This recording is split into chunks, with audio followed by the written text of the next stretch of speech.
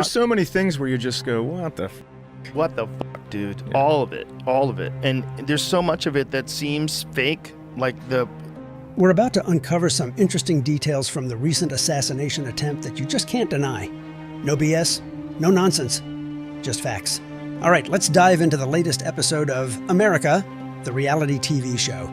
Honestly, how wild is it that we're even talking about a presidential assassination attempt like it's the latest twist on a TV drama? Between the bumbling Secret Service agents and the miraculous survival of Trump, you can't make this stuff up.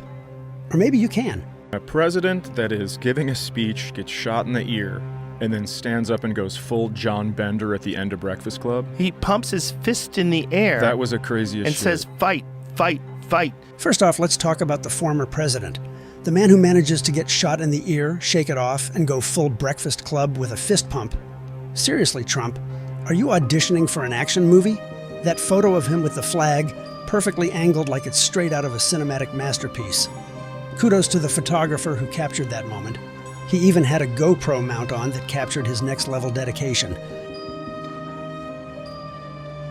Secret Service ramped up security after receiving intel of an Iranian plot to assassinate Trump. No known connection to shooting. Oh, they ramped that up and so they ignored the roof 150 yards away? No, here's where this entire incident gets very interesting.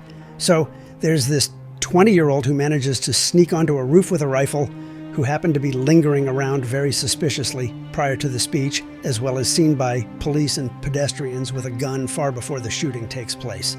With all of this ignored, he manages to take a shot at the former president, and the whole scene unfolds with such an air of incompetence that you'd think it's a parody. Imagine pointing a rifle at a cop and then running away, only to climb a roof and actually get a shot off. If this was a movie, critics would pan it for being too unrealistic. All of it. And there's so much of it that seems fake, like the female Secret Service agent that can't holster her weapon. And what about those Secret Service agents? You'd think they'd be the epitome of cool under pressure. It's literally their one job. Instead, we get someone who looks like she's rehearsing for a slapstick comedy, struggling to holster her weapon like it's her first day on the job. You can't make this up. It's like watching a Coen Brothers film where everyone's in over their heads. Like, how the does this 20-year-old kid climb on that roof 150 yards away and no one sees him? Well, that one guy was pointing at him the whole time. Yes. He's like pointing to... Yes. He's right there. And they're yelling, he's got a gun.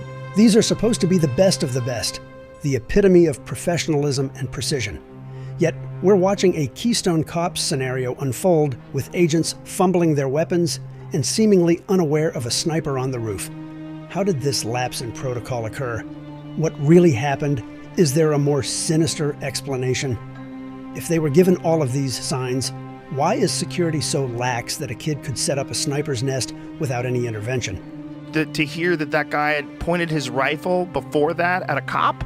So the cop engaged him, he pointed the rifle and the cop ran away? The guy climbed the roof with a ladder, you can see the ladder? The media's role in all this raises several eyebrows.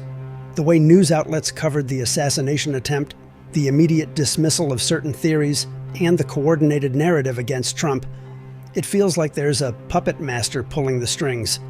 You can make your own conclusions with all of this, but it really makes you wonder how much of what we're told is part of a controlled narrative and who decides what gets broadcasted and what gets buried.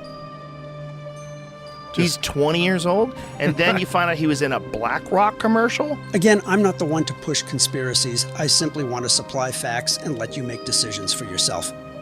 But what's up with the shooter's link to a BlackRock commercial? Is it just a bizarre coincidence, or does it hint at a deeper connection? BlackRock, with its vast influence and resources, showing up coincidentally in this story adds a layer of intrigue that at least has to be addressed. Just furthering the idea that this entire thing feels like a movie.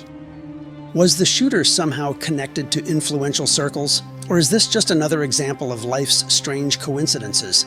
If you hate Trump, put that aside for a second. How much coordination there is in the media. Don't you think it's weird that they're all in lockstep with the way they talk about him, even with things that aren't true? Meanwhile, the political landscape is a mess of its own. The Biden administration gets dragged into the chaos, with conspiracy theories flying faster than bullets. Did they have Trump killed? Was the shooter part of a grander scheme? And let's not forget the media circus. Whether you love or hate Trump, the way the media coordinates its narrative is straight out of Orwell's playbook. Remember the Russia collusion hoax? Years of headlines, only to find out it was all smoke and mirrors. Again, seems like it's written. Seems like a script. In summary, we're left with more questions than answers. What radicalized the young shooter? How did the Secret Service fail so spectacularly? How much of the media narrative is controlled, and by whom? In the end, whether you're a believer or just here for the popcorn, one thing's clear. Reality is stranger than fiction, and we're all just characters in the craziest season yet. Buckle up, because who knows what the writers have in store for the next episode of America.